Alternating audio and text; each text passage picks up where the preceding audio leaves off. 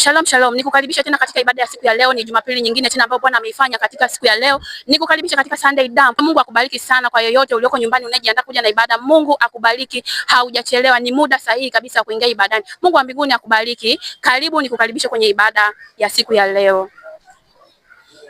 Shalom. Shalom. Mzima? Yeah, mzima. Unajisikiaje kuwepo siku ya leo? Of course najisikia vizuri sana.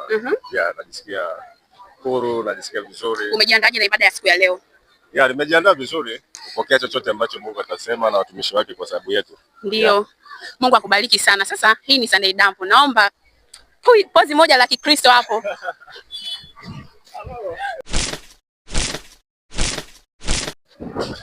Umejiandaje na ibada ya leo? Yaani nimejiandaa kupokea tofauti kwa sababu namwamini askofu wetu Waga ni mtu mzuri sana ambaye anatufundisha vitu vingi vya kiroho. Hebu mkaribishe mtu aliyoko nyumbani anayekutizama sasa hivi hajafika na hana mpango wa kuja ibadani. Aisee, ninamwambia yani hawahi sana kufika kwenye ibada leo, maana atakuja kupokea kitu kingine tofauti katika maisha yake kimwili na kiroho pia. Amina mama, Mungu akubariki. Sasa kitu kimoja tu. Nataka upige picha moja tu ya pozi moja la Kikristo hilo.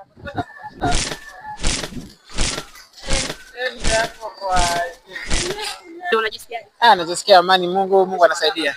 Sasa leo umejiandaje na ibada ya leo? Kwa kweli nimejiandaa kwanza kupokea upako. Nimejiandaa kupokea baraka. Kwa sababu unajua kila tuna siku 7 katika wiki.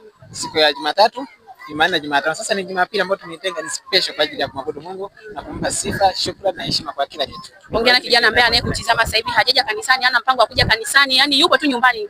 Haya, sasa nakushauri hivi kijana mwenzangu. Tenga muda wa kumwabudu Mungu.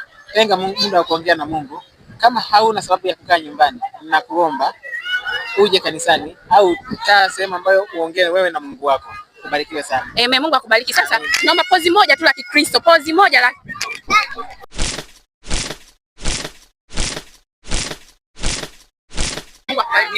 Jiandaje na ibada mpenzi, hapa tayari kwa ajili ya kusikiliza neno la Mungu. Amen. Mungu akubariki sana. Sasa unaambiaje mtu ambaye yuko nyumbani tu, yani hajisikii kuja kanisani wala yani hana mpango wa kuja kanisani? Asiache kuangalia Gospel TV kwa sababu ni ukweli na uhakika, lakini pia watapona kupitia neno la Mungu. Amen. Sasa naomba tu pozi moja tu la Kikristo. Tizama pale. Moja tu.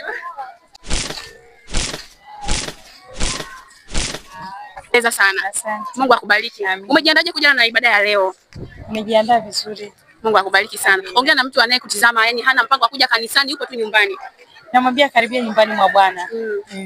Jamani, karibia nyumbani mwa Bwana. Naomba pozi moja tu la Kikristo, upige picha moja.